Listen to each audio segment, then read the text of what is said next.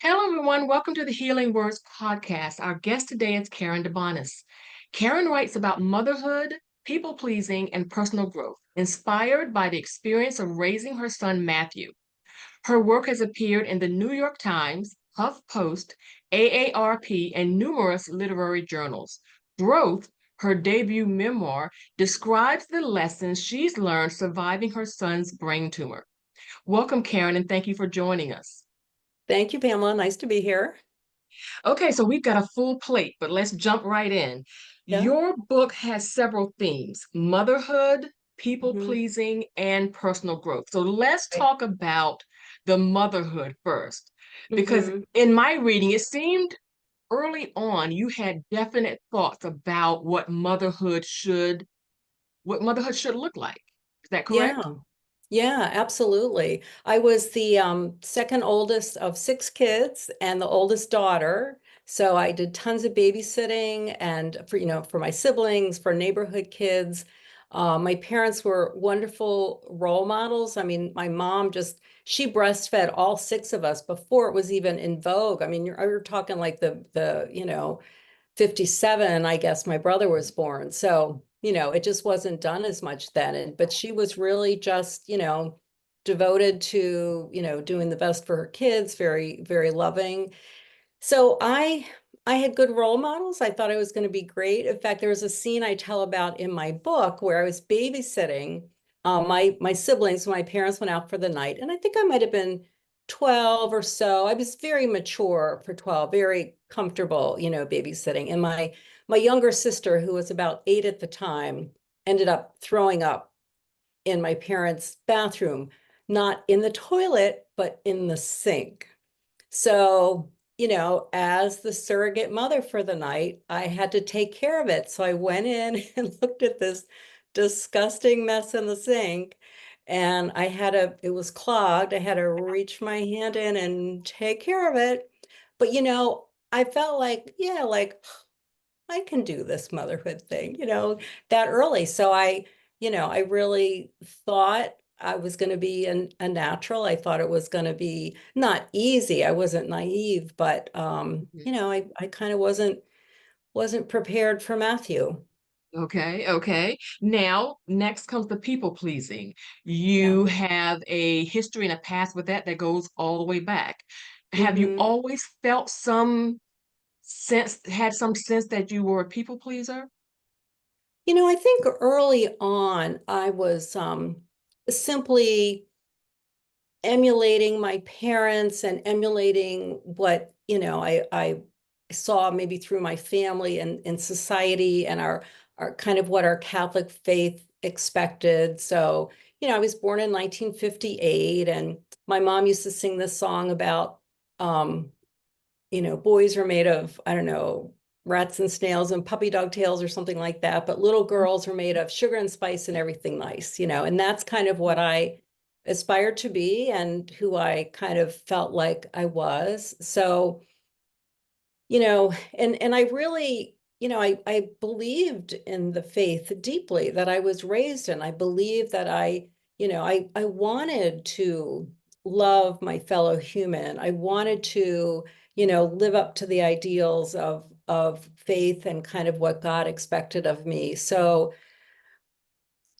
somewhere maybe as a later teen, or I was a psychology major in college, so perhaps early adulthood, I became aware of this concept of people pleasing and started realizing that that's, really who I was. So I think it was kind of an evolution to realize that that's who I was.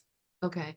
Okay, so you get married, you have two sons, Matthew and hmm Stephen, and Yeah. this is where the people pleasing and your thoughts and views of motherhood converge. Yeah. Explain how that happened. Yeah, well, part of it happened even before I had kids in my marriage, and I was and am married to a great guy. It's been 42 years now, so he's a good guy.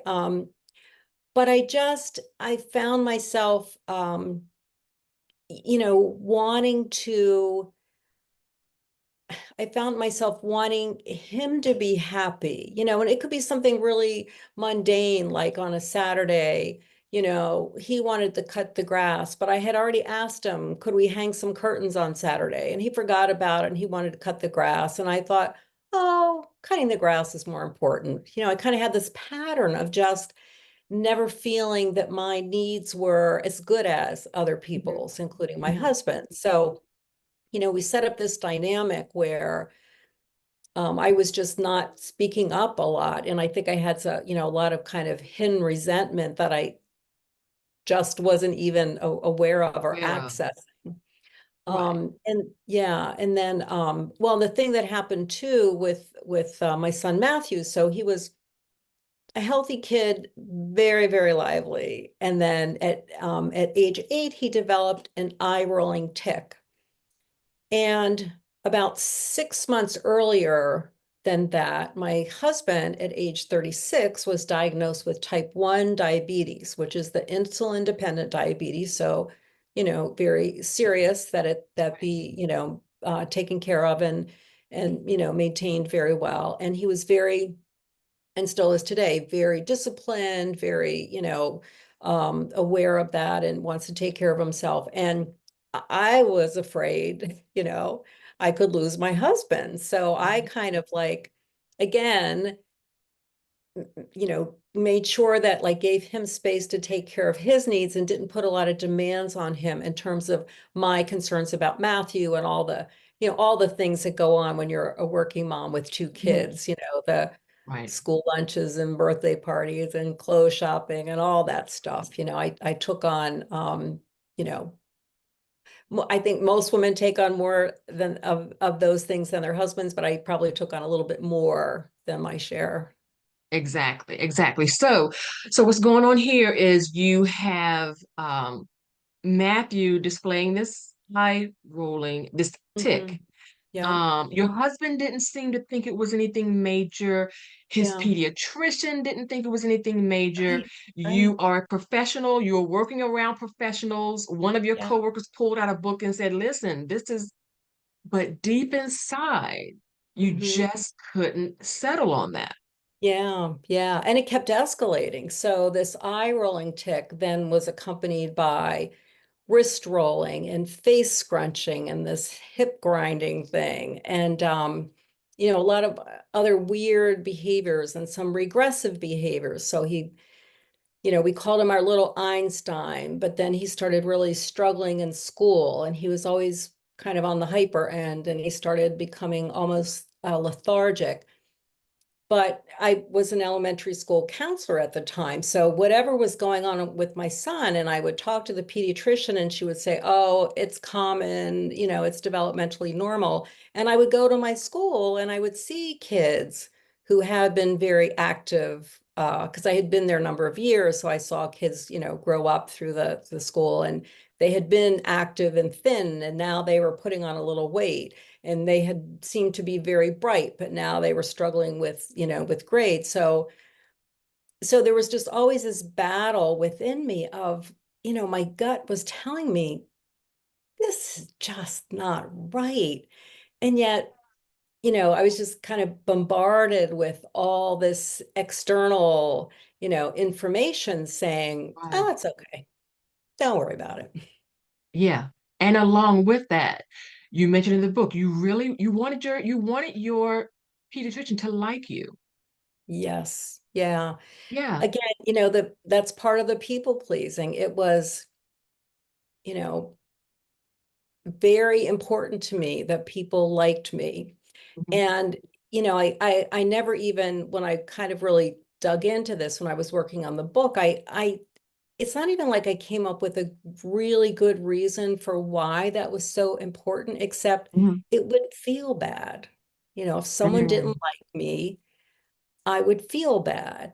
And Right. I wanted to prevent that. So, and obviously it's much more complicated than that, but yeah, I just, I didn't know how to make waves. I didn't know how to, if I spoke up, then she might be uncomfortable. And then that was going to make me really uncomfortable. So Right. it was a Right. lot of conflict avoidance. I just really, wanted to avoid the conflict and the Conflict. awkwardness. Yeah. I think society conditions that into mothers, really. I do. Yes. Um, okay, so you went through, before we name what the final diagnosis were, you went through Yeah. 3 years of false starts, false Yeah. diagnoses, moving from doctor to doctor, Mhm. counselor to counselor. Tell us a Yeah. little bit about that and name some of these diagnoses that you were given. Yeah. Well, the first real diagnosis was ADHD. We were seeing a child psychologist, and it really fit. I looked at all the criteria for the diagnosis. We had behavioral charts that we had to keep and action plans and all this kind of stuff, and it just really fit everything that was going on. um, and we even actually did a trial of Ritalin, which, oh boy, that was a really tough decision, but at the time we just felt, my husband and I talked about it, we just felt that it was worth giving it a try. And it seemed like it was going to work, and then it didn't work. So I think that was around the point that I was really reaching the end of my rope. So for nearly 3 years, I just couldn't raise my voice or raise the alarm about how deeply, deeply concerned I was. But I think I got to the point where I just couldn't hold it in anymore. So um, one of the things that happened was the psychologist really urged me to get the medical records from the pediatrician, which I should have done. And you know, this is hard to admit. I should have done that early on. I had the thought to do it early on, but I didn't want to cause extra work for some poor office staff person who at that time would have to stand in front of the photocopier and feed the papers in Right, one at a time. right, So, right. but he pushed me to get the medical records. And then in the medical records, as I read the doctor's notes, I saw that she suspected me of Munchausen syndrome by proxy, which is a serious mental illness where typically it's the mother, but a parent is causing the child to be ill or making up stories about the child to be ill in order to get attention herself. And I mean, Did you, as you can imagine, the betrayal was just, I don't even know how to explain it, except that I just shook. I just like my right. whole body just shook reading that.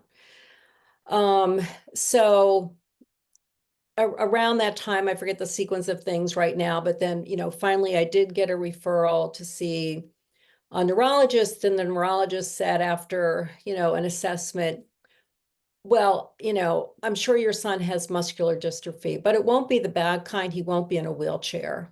I mean, that's pretty much how she presented it to me. And then we had to get blood tests, and it turns out it wasn't muscular dystrophy. So then what was it?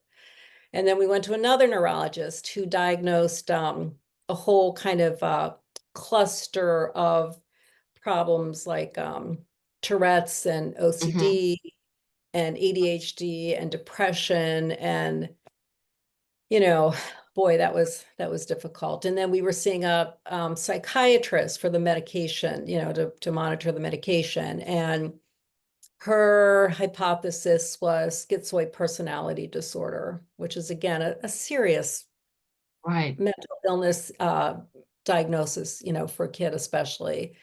right. And yeah, so that was That a was something. difficult time, but I got to tell you, I mean, I was to that point, I was pushed to the point where I just, I wasn't settling for any of it, that didn't make Right. sense. I want to back up for just 1 second. Yeah. The betrayal of Mhm. the pediatrician. That Yeah. wasn't the first faulty thing that she done. There were Yeah. several things. Now, Yeah. at that point, did you ever confront her or speak to her about what you saw in the record? That was the most difficult chapter for me to write in my book. Mhm. And it was to admit that Mhm. I did not confront her. I did not speak to her about it. I Mhm. smiled and act like everything was fine. Okay. So, and let me tell you, if there was one part that I did not want to put in that book, that was it. More than I think anything else. That you It did was, not. yeah, that I did not confront her or speak to her, about what she suspected. And we had been with her since Matthew was born. So it had been, by that point, almost 11 years that we had this relationship with her, and Right. it had been really good. I mean, we really respected her. She was a wonderful pediatrician in a lot of ways. We felt like she Right. respected us. She liked me. That was a good Right. thing. And I could not bring myself to do it. Okay. So Okay. I think that just shows, like we think of people pleasing, like, oh, you don't say no enough, or you end up doing things you don't want to do. But it goes to kind of speaks to how deeply ingrained this uh, Yeah. habit or personality disorder, whatever you want to call it, at least in me, and I think in many people, it's very, very deeply ingrained and very hard to break free of. Right. Because several times in your book, it seemed as if you knew that you were people pleasing. There was an Yeah, internal dialogue. You knew it, and it yeah. still couldn't. Right. Couldn't could not get the words Right. to come out. It was almost like, I think I refer to it at one point, like a foreign language. Like if I Mm. had to tell you something in I don't know, German, but Right. I wouldn't have a clue. I would Right. not have a clue. And it's kind of the same thing, like this assertive language or being Right. assertive. Just, it was like a foreign language I had never I think you're learned. making that. I think that is such a great illustration, the way you're explaining it. It's not that you don't, it's you don't know how. Yeah, yeah, Right. yeah. You don't have the language, you don't have the skills to do that. Right, right. Okay, so let's get to the point where his correct diagnosis comes. Tell us Mhm. what it is and the events leading up to it. Yeah, so we finally it must have been, I don't know, I forget it at one point. It's in my book, but I forget it. At some point, the child, I just kind of said to the child psychologist, who was really our advocate, I said, look, we got to see someone else. It's got to happen now. Like, there's no more fooling around here. So he got us in with this highly respected child psychiatrist and board certified pediatrician who rarely takes on new patients. So this guy, our psychologist, pulled a lot of strings. And we saw him, my husband and I went together with Matthew. We saw him twice in one week and then twice the next week. And, right there, I knew that he was paying attention. It was so unusual because everybody else, like you see them, they say, well, come back in 6 months or come back in 3 months or whatever. And so I really felt that he was listening, and I felt that he was just paying attention. And so he finally said, let's get an MRI. And so we got an MRI. And nowadays MRIs are pretty common, but Right. back then I don't, it never occurred to me to even ask for an MRI. I'm not even sure I really knew what an MRI was. But he said, let's get an MRI. And the MRI found what they called it was, we found a growth. And so that's the title of my book. And in the same breath, we were told that it was benign. And so I felt immediately, some hope. We were also told that it was inoperable because it was on the brain stem, which is, where the head and the spine connect. And that's a very, delicate place to get all the way in there, kind of in the middle of the skull. So, but because it was benign and they expected slow growing, um, it wasn't as serious as it could be. So if your kid's going to have a brain tumor, this was the one to That's the have. one you want, right? That's the one you want. Yeah, yeah. So he did end up needing surgery because what had happened was the location of the tumor was blocking the flow of cerebral spinal fluid. So our ventricles, which are spaces in our brain, create and circulate this fluid, and it also goes down our spinal column. And this tumor was blocking the exit of the fluid. So what Mhm. was happening was he was developing hydrocephalus, and it had Mm. probably, I believe, it had gone on at least 3 years since he was 8. The doctors say it may have been present since birth. There's really no Wow. way to know, but I know, but it had been going on for a long enough time that the accumulation of fluid was significant. And I Okay. have uh, a photo, an image in the book of the comparing a kind of normal brain to my son's brain, and it's pretty dramatic. And how I describe it is his brain was squished into a sliver against his skull because that Wow. seemed to be all that was there. So that really explained why his symptoms were so pervasive. I mean, Right. cognitive, physical, social, emotional. But fortunately, there was a surgery where they go in and actually poke a new hole. So the Mhm. fluid can Can very drain. slowly and gradually, because that's the safe way, Mhm. begin to drip away and kind of equalize things. So, Now, so the go ahead. morning of his surgery is really, in my mind, the tipping point in this book Mhm. Yeah, because we see the growth about to be taken care of in surgery, but we also yeah. see you address the people pleasing. Can you tell us what happened right before they wheeled him in for surgery?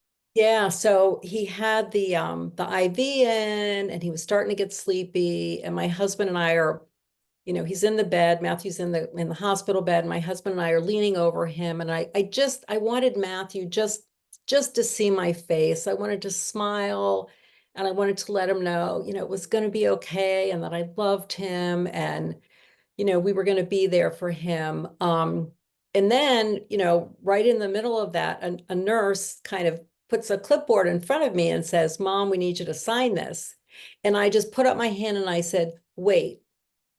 And at the very moment, again, I have all this kind of like dialogue in my head as my body is doing things and my words are saying things. At that very moment, I realized that I was not people pleasing. I might have been, the nurse might have been a little bit annoyed. Maybe she was in a rush, but that wasn't what mattered at that moment. What mattered to me was that I was present for my son as he left for his brain surgery. So, again, when you think about the kind of the depths of the people pleasing and how paralyzed I was, it was Mm, such a tiny little thing, but so huge. And I was aware in that moment of my own growth and my own step, forward. exactly, because old Karen would have thought, it's just a second, let me go over here and sign it. Exactly. And then Exactly. invariably, maybe hours later when you were at home, you would have been Yeah. beating yourself up for doing Yeah. that Absolutely. That's because exactly that's it. how it works. That's I how it should have works. done this. I should have said that. Yeah. Yep. Yep. Okay. Yeah. So tell us how Matthew is today. Well, Matthew turned 38 about a month ago, and he lives on his own, has his own house, and works for the state tax department. And drives to work, rides a bike, does wood whittling in his spare time, cooks. He's a great cook. Um, Calls us. When did he call the other day? Oh, I had an acquaintance die recently, and I was telling Mm. my texted my boys, and Matt said, "Do you want to talk?" I mean, that's Oh. the type of kid, that's the type of, I can't even say kid, Hmm. son he is, that he's just Hmm. very sensitive and compassionate and resourceful. So, we're so blessed in many ways. But I will say, just because this is the reality, and if people are watching this who are kind of in the brain injury community or brain tumor community, I don't, I want to be transparent and authentic. So my son is doing great, and he has what I call hiccups. So, he has times that kind of those neurons are not quite firing just right, mostly cognitively. Sometimes he mixes up dates and times and can get kind of easily overloaded with information and input from the external world. Um, but he still just plugs along and you know is living his best life.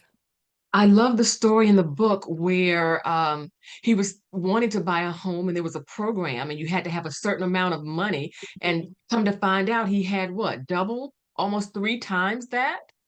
Yeah. So, he works for the tax department and that sounds really great, but he it's one of the bottom rungs. That's, because he does have challenges. Mhm. Um, and and so he's never made a lot of money. And so when he told my husband and I that he was saving to buy a house and he found this first time home owners grant program with matching funds, and he told us what he had in his bank account. And I'm thinking, how the heck did you do that? You know? I mean, there are people that make 10 times as much of that and can't manage their Save that money. And money. he just, yeah, and he just that I mean that's the thing, like he's very responsible and very Mhm. mature about some of the stuff that other young adults struggle with. So, and then he bought that house and it was just amazing. In fact, one of my first big bylines was I wrote a tiny love story for the New York Times about that, Oh, about my son, buying this house, and my heart is just bursting. So that was pretty cool. I want to back up a minute. Now, Matthew, initially he was in the gifted class, and then as Yeah, his symptoms progress, we see yeah, a lessening, a decreasing in yeah. behavioral and cognitive. Hmm. I'm wondering emotionally, was he aware of what was going on? Did it affect him emotionally? That's a great question.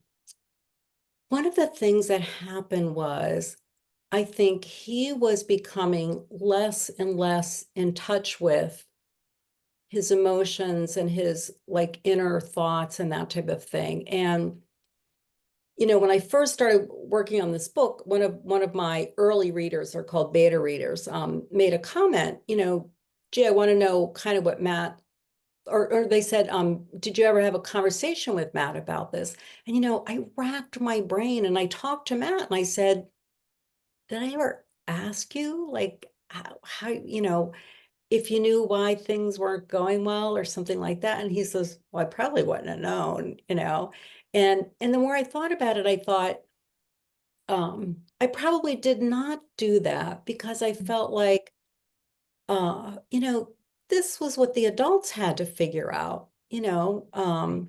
So, um, yeah, so I didn't ask, but then at some point before my book came out, but Matt as an adult, um, remember this time when he was in, I think it was fourth grade, and I think this is in the book, where there was a kid who got up to the board to do some math, and the kid didn't always, he kind of struggled with math, and yet he was getting the problems correct on the board, and Matt was watching it thinking, that's my spot. Like that's where I usually am at that board getting the answers Mm, right. And he realized he wasn't in that spot anymore. So that was like one of the rare moments of some kind of inner reflection that he was aware, but a lot of the times I don't think he was for the most right, part. I mean, I'm sure there were times like if he was getting teased or left out or something, I'm sure at those moments, he felt right. bad, but I think a lot of the times he didn't. And in part, I think that was a sign that he's still, for a couple of those 3 years, he was still having a pretty good life being a Yeah, kid and, doing kid stuff and playing sports and all that. So, right. I want to talk about two instances in your book. Again, you're very vulnerable in this book, very honest.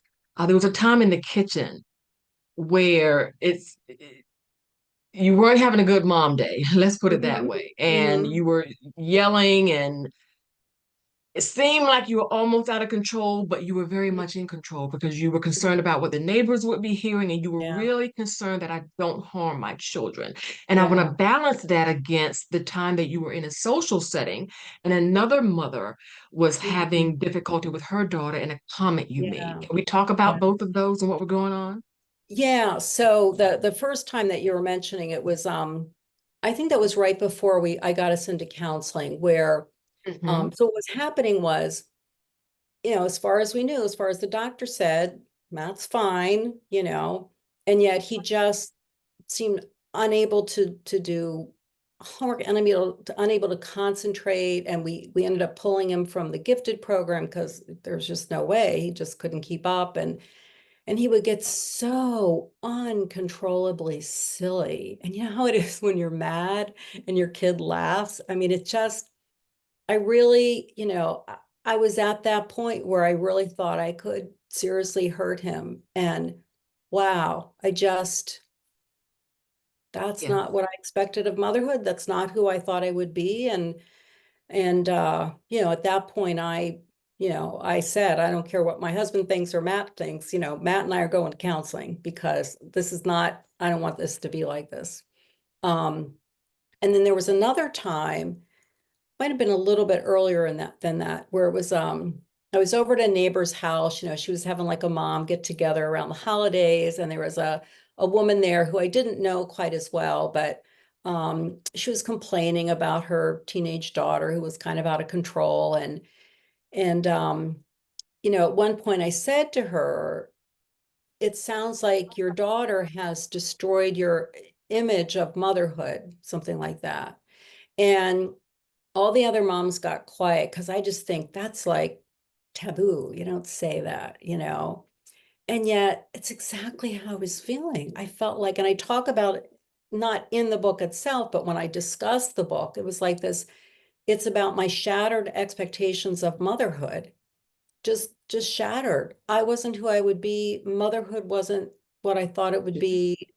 My child wasn't who he had been. Um, so yeah, so that moment with that other mom was kind of also a wake-up call for myself because I said it out loud. I said it to her, but it was what I was feeling. and And it it was, resonated because yeah, everybody got silent. everybody got silent. Yep. Mm.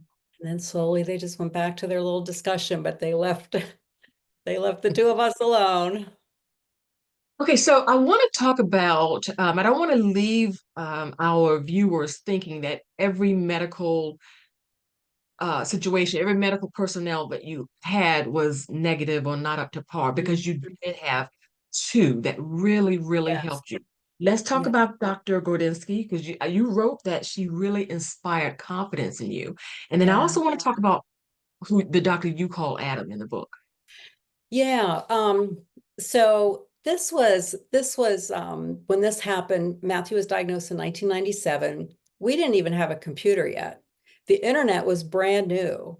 So when we found, we had to, in this particular surgery, it was a brand new surgery. It was done in New York City and Boston. And we're in upstate New York, about 3 hours from both of those places. So first of all, how fortunate were we that within driving distance, we had these two choices. I mean, if you were in the middle of the country or Utah or Right. someplace, who knows how far you'd have to travel. So we went to my friends to learn about this thing called the internet. We didn't know what that was. And, found this doctor, and I just looked at her face and it just glowed. And I said, she's the one. Like, we're going to see Just knew her. it. Yeah, so she was wonderful, but also just really good at what she did. So, it was a successful surgery. I think one of the things that happened was nobody knew like this type of tumor that Matt had and the type of surgery, kids usually bounce back. And that's what we were told, not by this doctor, but by a doctor we saw the day of the MRI. And but because it had been going on so long in him, the damage was more extensive, I think, than for many kids. And so he didn't bounce back. So there were times I think Dr. Gordinsky, and by the way, I did change all the doctors' names in the book, but she really, um, instilled hope in us and eased our concerns. But I think there were more concerns that we needed to pay attention to, and it took a little while for us to kind of figure that out. Okay. Yeah. Okay. Okay. And the doctor, the psychologist, Adam? Yes, Adam. Yep. So, yeah, Adam in a lot of ways was, I mean, he's not that there's no bad guys in the book. Well, there's one doctor that, but there's no like, it's not a black and white story. There's no monsters in the story. There's all good people trying to do their best. Even the pediatrician, and boy, did I struggle with this. Um, I I concluded that she was a good doctor, who really screwed up. And it's that concept about two opposing truths Can existing be in the true, same right? space. Yeah. Mm-hmm. And Mm-hmm. so, but Adam really was, from the very, very beginning, I felt like he was really listening and, really believed in us and believed in me. And he was the one that, at one point, I think and he had met with Michael, my husband also. And, I think he got to the point, he must have been pretty frustrated where he realized I was not, acting on my concerns as much as I really needed to.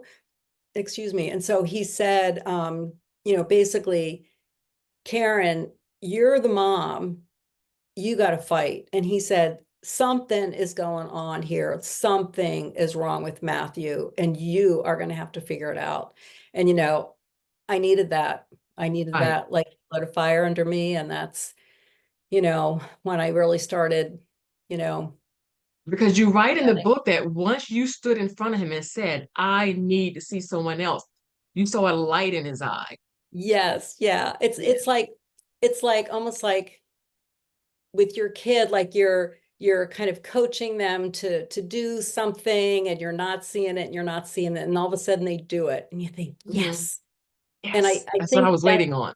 yeah, that's what I saw in him. Like he was trying to push me in the direction of being strong. And when I finally got strong, even though I was using an angry voice, he was like, yes, finally.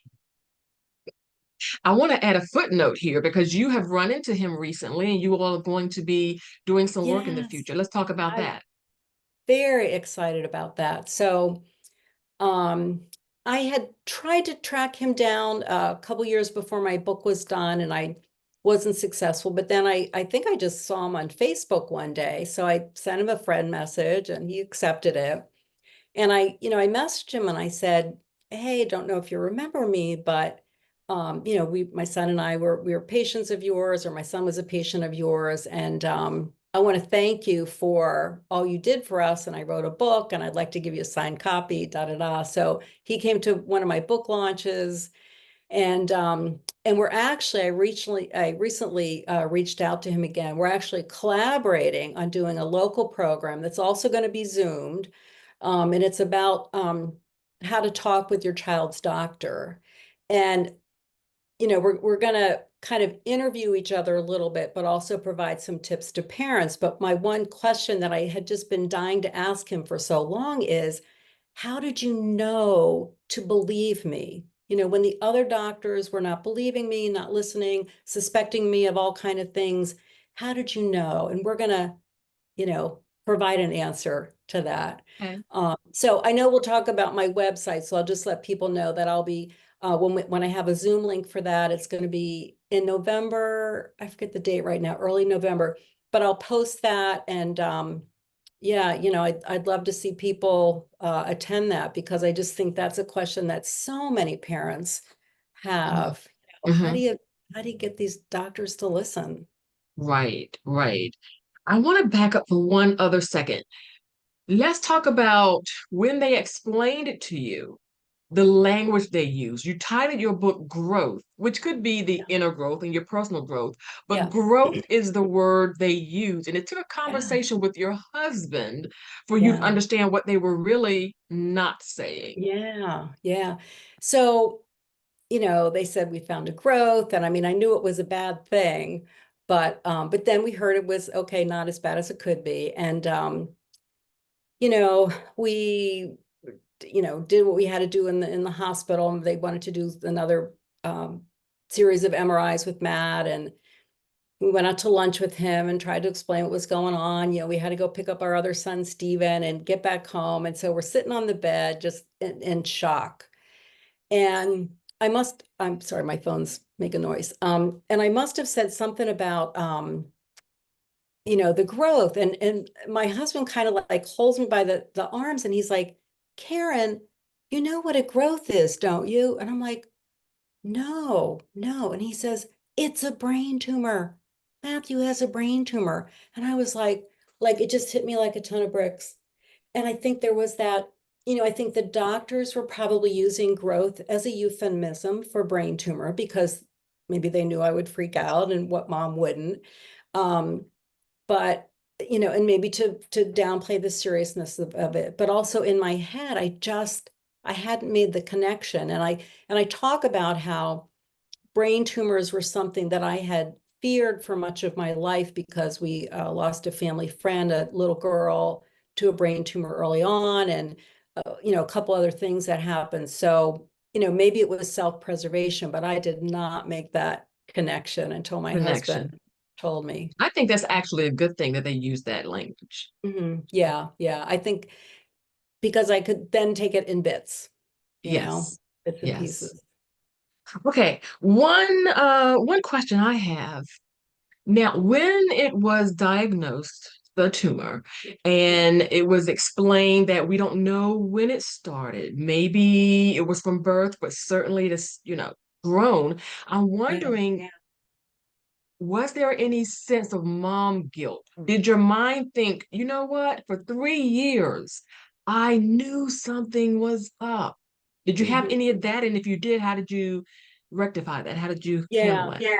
Um, at that moment, I did not experience the guilt. I certainly did since then. I still do today. Um, I have given myself grace that I learned to give myself grace that given who I was and how I was raised and what I was dealing with, um, that I did the best that I can do. And again, those two truths, I was a great mom. I was a mom who whispered when I should have roared. Those are both. Mm, wow. Um, but in terms of the guilt, at the moment, like once it sank in, um, and then, my husband and I went back to the waiting room while they were finishing up with Matt. And I won't tell the details because I think if it's not in context, it might freak people out a little bit. But I had this supernatural experience, which was very bizarre, and I never had anything like that before or since. But it was this overwhelming sense of validation, like I was right, and I did what I needed to do to save my son. I had become, in a way, like bigger than myself, bigger than life, because that's what had to happen to save my son. So early on, it was just this overwhelming feeling of power and Yes. and And validation. validation. Because you were right all along. Yeah, I was right all along. You were right all along. I'm wondering if you would read a passage from your book that might Yeah, I'd love to. encapsulate your journey, give us an idea of where you started and where you ended. Yeah, I would love to. Well, let's see. So um, this is kind of a reflection, when I talk about giving myself grace, kind of accepting who I am, who I was, and who I am, kind of um, inherently, kind of the nurture part of, I'm sorry, the nature part of how I came to be myself. It wasn't just how I was raised or society's expectations, but it was kind of how I'm wired.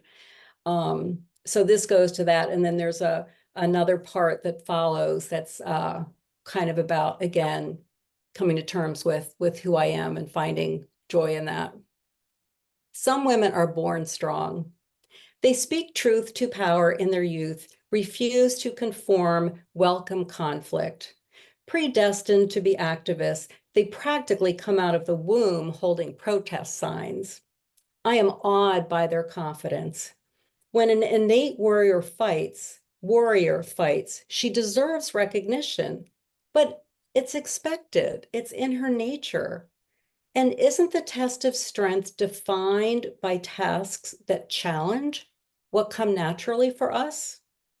If I'd held a sign fresh from the womb, it would have read, fragile, handle with care. By nature and nurture, I wasn't a fighter. Fierceness wasn't in my DNA. When someone like me takes a stand, it is a story meant to be told, a tale of many lessons. My fragile sign had been a means of self-preservation for many years, but it came to feel like a flag of defeat. So I imagined a new sign, one that felt authentic, that honored who I'd been and who I'd evolved to be. It was the message she-bear of my supernatural experience, the message she-bear had conveyed. When the weak show strength, they are stronger than the strong. Wow. For years, I looked in the mirror, and all I noticed was the jagged crack of fear and self-doubt running through the middle. Shards of glass occasionally splintered off, drawing tears and blood. Now I have sealed the crack, although it left a scar. The beveled edges are chipped, the antique glass is wavy, the quicksilver is wearing away. But what I notice is character, and I love what I see now. I love the woman who smiles back. That really resonates. It Thank really you. does. And I can hear the battle, the hard fought battle in that and the Yeah, victory. thank you. Thank you. And It's I feel excellent. it right now too. That was Yeah. emotional to read that. Yeah. Yeah. Wow. Okay. Where can we find you on the internet? Where can we find you? Where do you live Yeah, online? yeah. Well, my website is www.karendebonis.com, and that's, let's see, KARENDEBONIS.com. And I know you'll have that in the show notes. Hmm, Um, hmm. most of social media is some version of Karen DeBonis. I'm mostly on Facebook, on Twitter when it's nice, on Instagram a little bit when I can figure it out. I do have a newsletter. I'm actually launching a new newsletter on a place called Substack. So if people on my website, they can see a place to subscribe if they, I'll be writing more about kind of some of these issues, the all about personal growth. If people want to, follow Okay. me, probably just once a month Excellent. in a little newsletter. Okay, great, great. And I think I saw that if you sign up for the newsletter, you get to read some of the book. You get Is the it the first first chapter. Yeah, you get the Yes. first chapter. So yeah, absolutely. If someone is on the fence, by all means, do that and get the first chapter. I also have an audiobook out. So if you go to Amazon, you can read a little bit on Amazon and listen Mhm. to an excerpt from the audiobook, which I Okay. narrated. So Oh, okay. yeah, so you get Wonderful. to hear me. Okay, great. Now, we're the Healing Words podcast. I'm going to ask you the same five questions I ask all of our guests. Yeah. Um, One sentence from the first letter of the word words. Hmm. W, when? When did you know for certain that you would write this book? Well, there are two whens.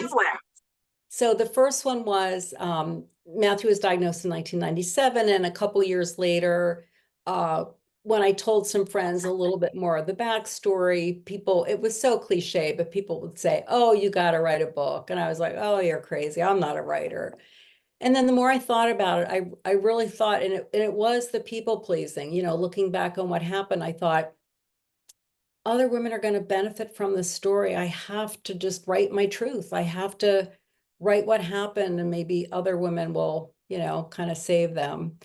So I wrote for a number of years, didn't know what I was doing, but I took classes and that type of thing. And then I put it aside for a long time, for a number of years. And then about 7 years ago, for different reasons, got back to it.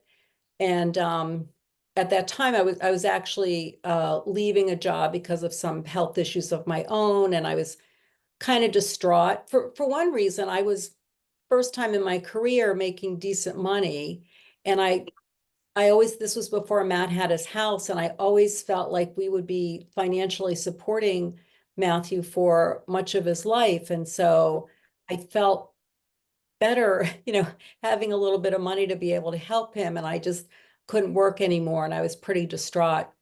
But I'll tell you, I Not left. knowing that he'd already had some money saved up. But anyway, Exactly, exactly. And he and could I help just, you. yeah, I know, I know. Well, I didn't have that much saved, but that's okay. But I left this hospital building and walked out into the sunny parking lot, and it was like the heavens opened up and shone on me, and I felt like the universe was giving me the gift of time to finish my book. It was so clear. And so Yes. I began again. I began to learn, and I started blogging and just took classes, and I became a sponge and just learned everything I needed to know about writing a memoir and getting it published. And you paid attention in class. This is an excellent book. It Thank really you so is. much. Thank you so Okay. much. So obstacles. What obstacles did you have to overcome in the writing of this book? Well, obviously the emotional part, was tough. And, learning learning my craft, it was like getting a second master's degree. It was pretty intense. And the other part that probably a lot of writers, or not as many writers, talk about is the technology. So there's this whole online world where you need to connect with the people that can help you learn your craft and help you get published. And Yes. just, I was not terribly computer literate, so I learned to be. So that was another growth opportunity. Okay. Or rear view. Knowing what you know now, what would you tell Karen when 8-year-old Matthew, when you first started seeing the eye Yeah, ticks? yeah. What would you tell her now? What would you tell her? Here's something that I learned, I hate to say this, but fairly recently. Like, what does it look like to be mad? That you don't have to raise your voice, or I should say, to be assertive. I think I had this image that to be assertive, I had to be like an in your face, raising my voice, raising hell kind of woman. And I'm only now realizing it doesn't have to be that way at all. You can be very nice and very assertive. And that's what I would tell that Karen. I mean, obviously, I would also tell her, yeah, Karen, it's a brain tumor, so get right on this. But if I couldn't do that, I would tell her, you can be nice, speak up for yourself. You can do it nicely. It's okay. And Right. maybe it Mhm. works better. You know what it just popped into my head? The nurse right before you went into surgery. Yeah. Because of what that interaction meant to you, that is stamped in your brain. I bet she doesn't even remember it. Probably not at all. Nope. She Didn't phase her probably a bit. doesn't even remember it. No, nope, I'm sure. And here's another, can I just tell you one more thing I would tell Karen? Yes, Because I absolutely. learned it. Okay, so that nurse, if she did remember, or at that moment, um, she was probably less likely to be mad than she was likely to think, "Oh, that's a mom that's sticking up for her kid." So many times in my life, I worry about what people thought of me. And what they might have been thinking of me was, what a wuss. Why doesn't she speak up?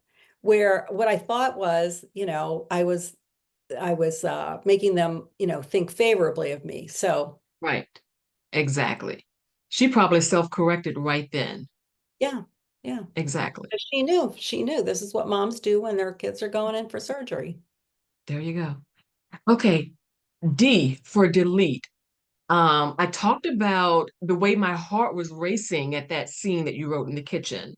Was there Mhm. anything that you thought maybe this is too much? This is too vulnerable. I don't know if I should put this in here. Did you have any of that going on? Well, not in terms of what was going on with Matt, because I Okay. really, anytime I felt like, oh, I don't really want to put that in there, I thought, there's some mom out there that's struggling like I struggled. And if I take that out, maybe that's the one scene that would have made her feel heard or made her feel like, oh, okay, I can be different, or maybe I have to Right. do something differently. So I really was pretty good about that. But early on, I had a lot more in there about my family of origin, mostly my parents, and Mhm. I was I was explaining who they were so the reader would understand how I came to be who I am. Mhm. But and I showed the manuscript to my parents.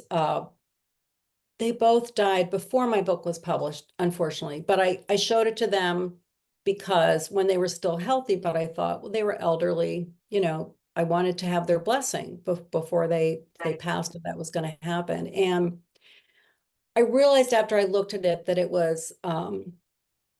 it almost felt mean-spirited, and that's not what I intended. And I certainly did not want to put that out in the world because they're wonderful people. So I Mhm. just, I cut out some of that. I think the reader gets a feel for who they were and how I came to be this way without, I mean, I was a grown woman. I couldn't blame this on my parents anymore, so. Right. Excellent. Okay. S, strengthened. How have you been strengthened by the writing of this book? Well, it was, for many years, I tried to work on this people pleasing thing. I tried to be more assertive. I've been in counseling many different times, and often I would try and it would kind of backfire, and I would just conclude, okay, it's just not for me. I guess I just can't be that person. And it was actually, writing my truth as closely as I could come to what I felt was my truth.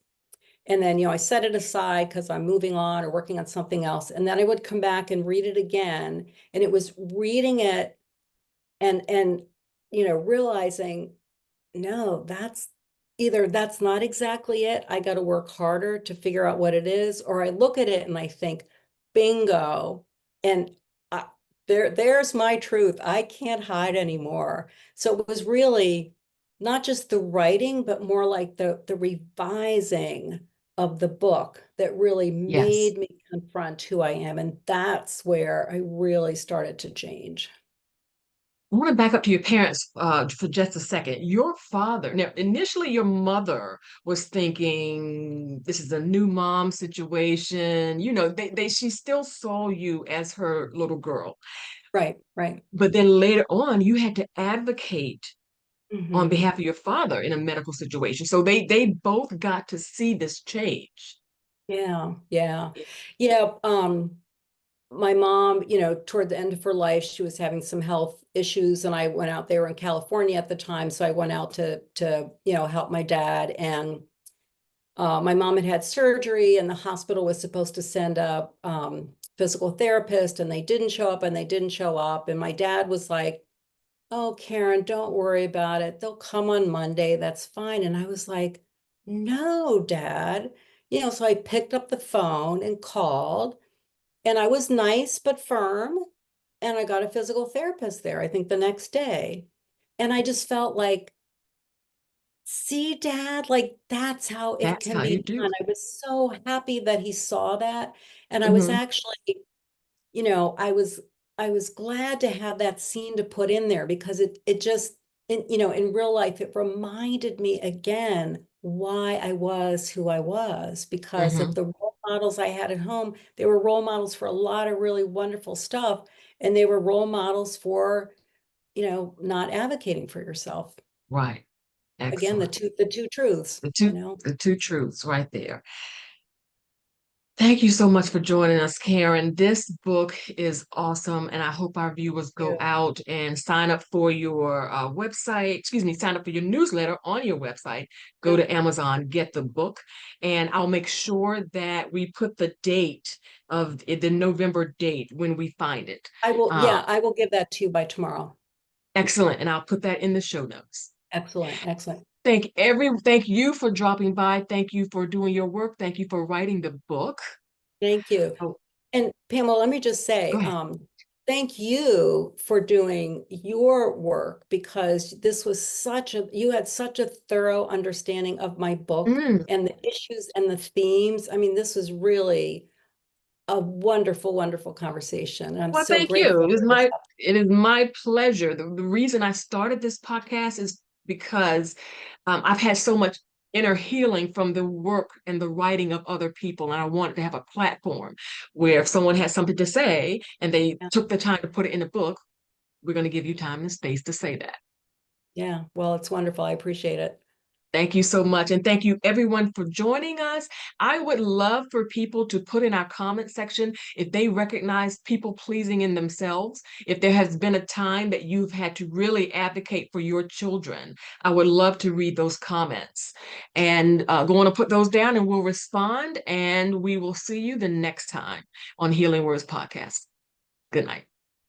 Good night.